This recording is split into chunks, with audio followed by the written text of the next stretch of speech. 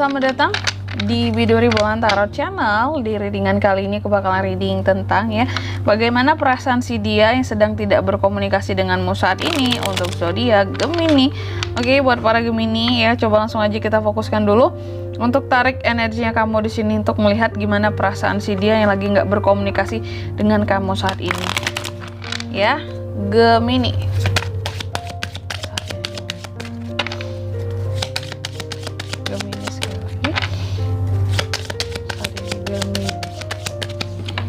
Gemini, gimana perasaan si dia kak yang sedang tidak berkomunikasi ini, siapapun dia selama dia adalah orang yang kalian fokuskan. Oke, Gemini. Yang pertama, aku lihat si dianya Gemini ini ketika sedang tidak berkomunikasi, dia merasa gini loh, kayak bukan sekedar merasa lagi, bahkan dia masih mengingat setiap detail tentang kamu loh setiap detail tentang apa-apa yang pernah kalian lalui bersama sebelumnya.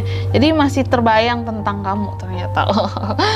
Apakah ini merasa rindu? Mungkin. Kalau aku lihat di sini kayaknya bisa merasa rindu juga. Intinya sih dia masih mengingat setiap detail hari yang pernah kalian lalui bersama dulunya gitu Gemini Dan di sini sesungguhnya masih ada cinta yang dia rasakan terhadap kamu, tapi di sini dia juga merasa bahwa antara kamu dan aku itu masih terlalu muda dulunya.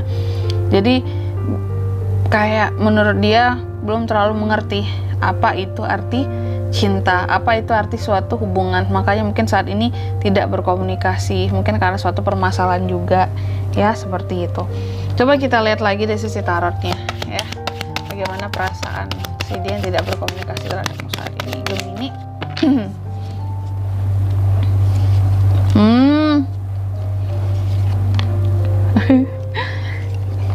Ini menarik Gemini lihat nih, ada the Fool di sini. Bottom of the decknya ada kartu King of Wands. Si dia yang tidak berkomunikasi denganmu saat ini, Gemini, aku lihat dia merasa bahwa kayaknya kamu udah punya orang baru deh gitu. Kayaknya Gemini tuh nggak mungkin jomblo lama-lama gitu. Kayak Gemini tuh laku keras gitu dan pasti Gemini udah ada yang lain, pasti udah ada yang mau sama Gemini dan pastilah aku ini juga kayak mungkin nggak ada inilah gitu, nggak ada lagi lah Gemini mikirin tentang aku di sini. Itu yang dia rasakan. Dia merasa kamu udah punya orang baru saat ini dia merasa kamu pasti berani berjuang untuk kebahagiaanmu kamu pasti udah berusaha yang terbaik selama ini, udah bertahan, pastilah udah move on juga selama masa tidak berkomunikasi ini gitu karena mungkin di masalah yang pernah terjadi sebelumnya kamu udah bertahan banget, udah berjuang banget, dan kayaknya udah sepantasnya juga sih memang Gemini itu untuk move on dan gak mikirin aku lagi.